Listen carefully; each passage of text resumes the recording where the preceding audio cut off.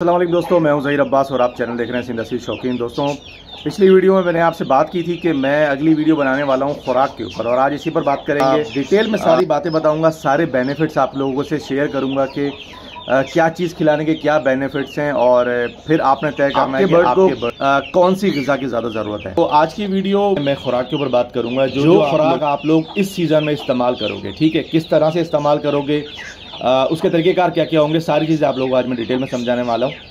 कोशिश करूंगा कम से कम टाइम में वीडियो को पूरा करूं ताकि आप लोगों का ज़्यादा टाइम कंज्यूम ना हो और तमाम डिटेल्स आप लोगों तक पहुंच सके। आज की वीडियो की शुरुआत मैं ज्वार से करूंगा। ये ज्वार है, ठीक है दोस्तों। ज्वार हेल्थ के लिए काफ़ी ज़्यादा फ़ायदा देता है। इसमें बहुत ज़्यादा तादाद में न्यूट्रिशनल फ़ायदा है। ये एक बेहतरीन सोर्स है प्रोटीन, फाइबर, विटामिन्स और मिनरल्स का। गर्मियों में बहुत ही ज़्यादा ये मुफीद है। ये एक ठंडी ग़िज़ा है और बहुत ज़्यादा फ़ायदेमंद है। अगर आपका बर्ड ये उठा रहा है ग़िज़ा, मतलब इसको खा रहा है, तो इससे बेहतर इस गर्मी में कुछ भी नहीं है। इसके साथ ही अगली बात हम करेंगे मकई की। मकई भी बहुत ही ज़्यादा फ़ायदेमंद है, लेकिन ये एक गर्म ग़िज़ा है। लेकिन अगर ये हम उबाल कर, भिगो के रख कर, दिन में जिस वक्त आप ग़िज़ा देते हो उसके बाद आप इसको भिगो के रख दो, सारी रात ये भीगी रहे और सुबह में आप ये अपने बर्ड्स को डालो, तो इसकी गर्माई निकल जाएगी। और मकई में भी न्यूट्रिशन का बहुत ही ज़्यादा फ़ायदा होता है, जैसे कि ताकत में बहुत ज़्यादा इजाफा करता है, कार्बोहाइड्रेट्स इसमें हैं और फाइबर इसमें बेताशा है। अच्छी ग्रोथ के लिए बहुत ही ज़्यादा मुफीद है। इसके बाद दोस्तों हम बात करेंगे बाजरे की। ये बाजरा है। अब बाजरे के बेनिफिट मैं आपको क्या बताऊंगा, आप लोग तकरीबन सबसे ज़्यादा यही इस्तेमाल करते होंगे।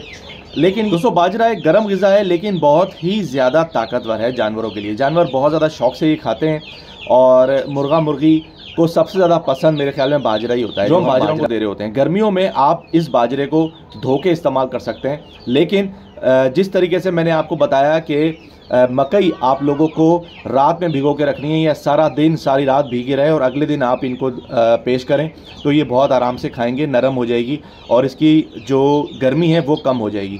तो ये बहुत ही ज़्यादा फ़ायदेमंद है। लेकिन बाजरा आप लोगों ने रात से भिगो के नहीं रखना। उसकी वजह यह है कि बाजरा अगर काफ़ी देर तक भीगा रहे तो ये कड़वा हो जाता है और जानवर फिर इसको शौक से नहीं उठाता। कभी भी आप ऐसा करके देखिएगा कि अगर आपने काफ़ी टाइम तक बाजरा भिगोया हुआ है, उसके बाद आप बर्ड को पेश कर रहे हैं, तो बर्ड बहुत कम तादाद में ये उठाएगा और आपको ऐसा लगेगा कि इसकी खुराक कम हो रही है, बट उसको ये पसंद नहीं आ रहा होता, ये कड़वा हो जाता है टेस्ट में।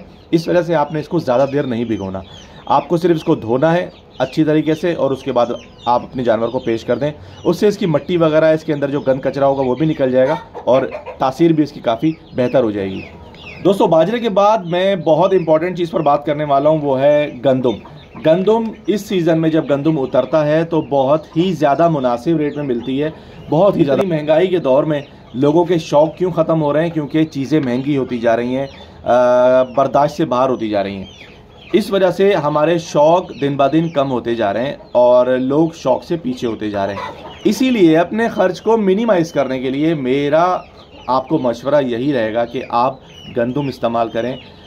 इस वक्त 2000 रुपये मन मिल रही है, ठीक है, और एक कट्टा बाजरे का 5,500 रुपये का मुझे मिल रहा है। अब जहां 50 किलो बाजरा आपको 5,500 रुपये का मिल रहा है, वहीं पर आपको एक मन कनक जो है वो सिर्फ और सिर्फ 2000 या 2200 रुपये की मिल जाएगी। उसमें गंदुम बढ़ता है। गंदुम को अगर आप भिगो के रखेंगे तो गंदुम बढ़ता है, और उसकी मिसाल वो सामने रखा हुआ है। ये मैंने बर्तन में कल इसी वक्त जब मैंने दिन में इनको दिया, देने के बाद मैं फ़ौरन इसको दोबारा से भर के और तगारी में इसी तरीके से रख देता हूँ।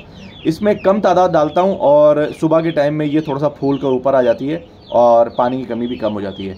आप इसके पानी को भी इस्तेमाल कर सकते हो। जब आप गंदुम धोकर और उसके अंदर पानी भर के रखोगे, सारी रात की ग़िज़ाइयत उस पानी में आ जाएगी। उस पानी को भी, अगर वो पानी गर्म नहीं है, या आप ठंडे पानी में मिलाकर इस पानी को भी आप इनको पिला सकते हो। इसके अंदर बहुत ताकत है इस वक्त पानी के अंदर, तो ये चीज़ भी आप इस तरीके से इस्तेमाल कर सकते हो। गंदुम एक बहुत बेहतरीन और सस्ती खुराक है मुर्गियों के लिए, और सिर्फ यही हमें नहीं देना, इसके साथ आपने प्रोटीन सोर्स, विटामिन्स, मिनरल्स आपने ज़रूर इस्तेमाल करने, सिर्फ ये इस्तेमाल नहीं करना है। इससे आपके बर्ड का वज़न बहुत जल्दी से बढ़ सकता है और फिर आगे जाकर आपको कुछ और नुकसानात हो सकते हैं कि अगर मुर्गी ने अपने अंदर चर्बी बढ़ा ली तो वो अंडों में बहुत ज़्यादा प्रॉब्लम आपके लिए पैदा कर सकती है और आगे जाके आपको दुश्वारी हो सकती है।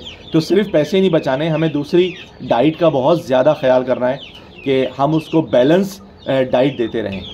दोस्तों, इसके बाद मैं बात करूँगा ग्रीन सब्ज़ी की। ग्रीन सब्ज़ी इंतहाई ज़रूरी है बर्ड के लिए, इंतहाई ज़रूरी। चाहे आप इनमें से कोई भी ग़िज़ा आप उनको दे रहे हो, लेकिन ग्रीन सब्ज़ी जो है वो बहुत ही ज़्यादा फ़ायदेमंद है, ख़ास तौर पे गर्मियों में।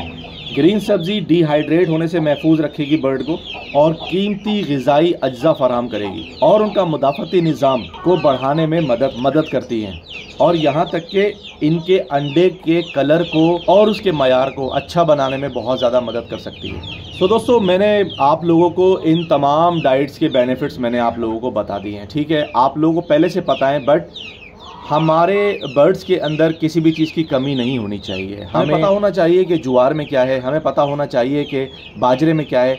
हर किस्म की नॉलेज हमारे पास होनी चाहिए। उसके बाद हम सिलेक्ट करेंगे कि आज हमारे बर्ड के लिए कौन सी खुराक सही है, कल हमारे बर्ड के लिए कौन सी खुराक सही है। इस सीज़न में जो समर चल रहा है इसमें हमें कौन सी चीज़ किस तरीके से देनी है। और हफ्ते में कम से कम आपको 2 बार ग्रीनरी ज़रूर देनी है।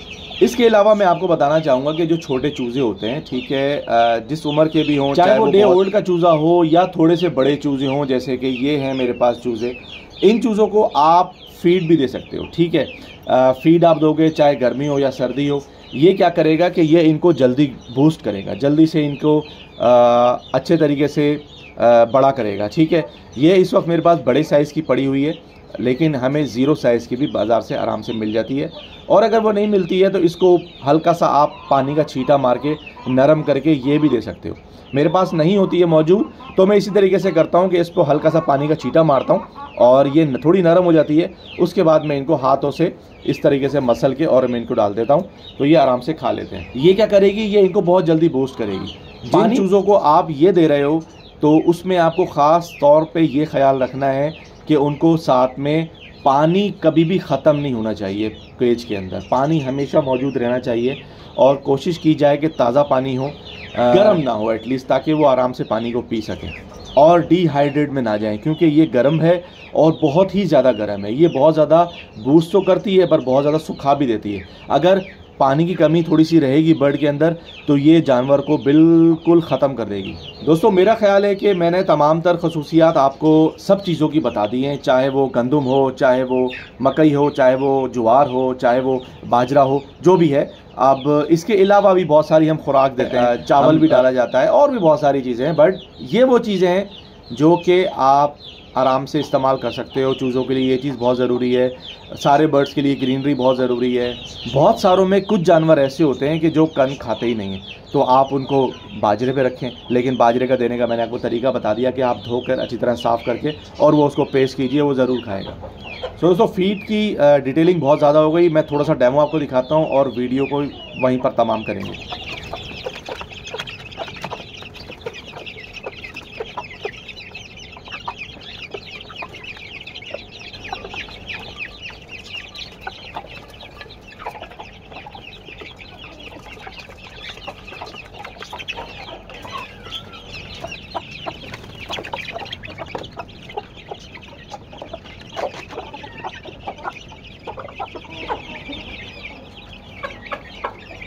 तो दोस्तों, इस उम्मीद के साथ कि आज की वीडियो आप लोगों ने पसंद की होगी। अगर वीडियो पसंद आई तो वीडियो को लाइक ज़रूर कीजिएगा, चैनल को सब्सक्राइब कीजिएगा, बेल आइकन को ज़रूर प्रेस कीजिएगा ताकि आने वाली वीडियोज़ आपको मिलती रहें।